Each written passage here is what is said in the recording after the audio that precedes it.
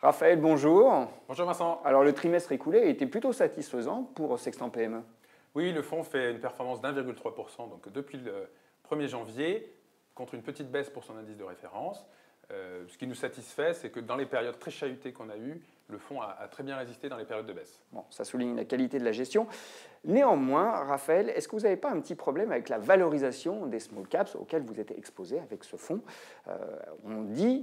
Il se dit que cette valorisation commence à être tout de même assez tendue. Alors, je ne vous cache pas que c'est plus compliqué aujourd'hui qu'il y a 4 ou 5 ans. Pour nous, le ratio à regarder pour évaluer la cherté des marchés, c'est le price to book, le prix sur actif net, qui est un ratio de bilan. Aujourd'hui, il est à 2 fois. Donc ça se compare à 3 fois en 2007 au plus haut et à 1 fois fin 2008 au plus bas. Donc on est dans la moyenne? Voilà, on est sur un niveau qu'on peut qualifier de médian. Le marché a toujours la possibilité de respirer, hein, mais on est sur des niveaux de valorisation qui sont normalisés, mais sans être non plus outrageuses. Donc on n'a pas non plus une tonne d'idées dans lesquelles investir, puisque les niveaux de valorisation restent moyens et corrects. C'est bien ça? Oui, tout à fait. Alors du coup, comment on s'adapte? Alors, en fait, ce qu'il faut faire, c'est aller chercher dans les coins, aller chercher des sociétés qui sont peu connues par le marché. Et aussi, hein, si possible, avoir un fonds qui ne soit pas trop gros pour aller chercher ces possibilités. C'est aussi pour ça qu'on a fermé le fonds en souscription l'année dernière. Voilà.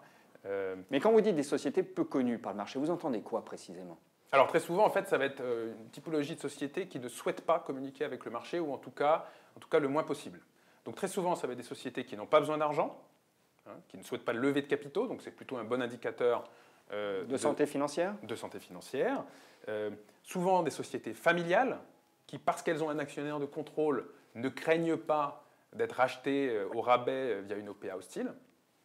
Et très souvent, une équipe de direction qui préfère se concentrer sur les opérations plutôt que communiquer, voire surcommuniquer avec le marché. Donc ce sont des sociétés qui sont peu connues des analystes travaillant dans les sociétés de bourse, et plutôt des valeurs qui ont tendance à rester à l'écart des grands mouvements boursiers, et ça peut expliquer d'ailleurs aussi pourquoi le Sextant PME est moins volatile que son indice de référence. Mais le critère finalement pour repérer ces valeurs méconnues par le marché, c'est la couverture des analystes ou pas? Oui, c'est un des indicateurs qu'on peut suivre. Si on prend Sextant PME, aujourd'hui, si vous prenez les 10 premières valeurs du fonds, vous en avez 5 qui sont suivis par un seul analyste travaillant dans une maison de courtage, 2 suivis par 2 analystes. Donc, en fait, ça fait 7 valeurs sur 10 qui sont peu suivies par le marché. Donc, alors, j'ai tout de même une question, excusez-moi de vous interrompre, Raphaël, mais ok, vous avez exposé votre portefeuille, vos principales convictions sont composées de valeurs méconnues, mais est-ce qu'elles ne vont pas rester longtemps méconnues? Est-ce que ce n'est pas ça le problème finalement? Alors, c'est un angle d'approche qui est intéressant. Et si elles restent longtemps méconnues, est-ce qu'elles ne vont pas finalement traîner un peu la patte en termes de performance boursière? Vous voyez où je veux en venir? Oui, oui. Alors, ce qui va compter, c'est la performance économique de l'entreprise.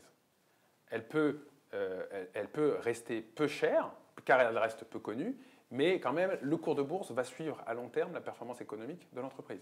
Donc, par exemple, nous, en portefeuille, on a parmi les premières lignes Picanol, société belge, un leader mondial sur les métiers à tisser, société qui communique au strict minimum avec le marché, qu'on a intégré en portefeuille il y a 4 ans. Le cours était autour de 20-25 euros. Les performances économiques ont été excellentes. Elle est aujourd'hui plus proche de 100 euros. La société reste très peu leader avec le marché et donc elle reste très peu valorisée, mais on a malgré tout un cours qui a quadruplé sur la période. Parce qu'il a suivi la performance économique. Exactement. Alors ça, c'est un exemple de société qui reste méconnue, mais est-ce que donc le fait de retrouver de la lumière et d'avoir plus de publicité autour de son nom est un dopant pour le cours de bourse ou pas? Bien évidemment, ça fait partie parfois des cerises sur le gâteau. Vous achetez une société qui est peu suivie, peu connue et pas chère, des analystes initient la valeur, et où le management se remet à communiquer. Ça arrive aussi. Et dans ce cas-là, la sous-valorisation se corrige assez naturellement. Donc, par exemple, on a ForFarmers en portefeuille, acheté en début d'année dernière, société qui fournit de l'alimentation pour le bétail, une société hollandaise, Elle était peu connue car elle avait fait l'objet d'un transfert de marché, c'est un petit peu technique. Elle n'avait pas fait l'objet d'une introduction en bourse à proprement parler, donc elle était peu suivie au moment où on l'a achetée. Depuis, d'autres analystes ont suivi la valeur. Aujourd'hui, elle est suivie par 5 analystes. Et la sous-valorisation manifeste qu'on avait identifiée il y a un an, aujourd'hui, a totalement disparu. On garde la société en portefeuille car on aime beaucoup le modèle économique et on croit dans les perspectives à long terme, mais la sous-valorisation manifeste s'est réduite. Donc là, on a eu le double effet positif. Exactement. Bilan économique très bon et redécouverte par le marché. J'imagine que dans les mois qui viennent, vous allez rester droit dans vos bottes et continuer à aller chercher des inefficiences de marché, c'est ça? Oui, alors je pense que ça revient toujours aux fondamentaux en fait. Hein. Donc c'est d'aller. Ce qui est important, c'est d'avoir son propre sourcing d'idées pour avoir un sourcing qui est différenciant, qui n'est pas celui que les analystes vous servent sur un plateau, j'ai envie de dire.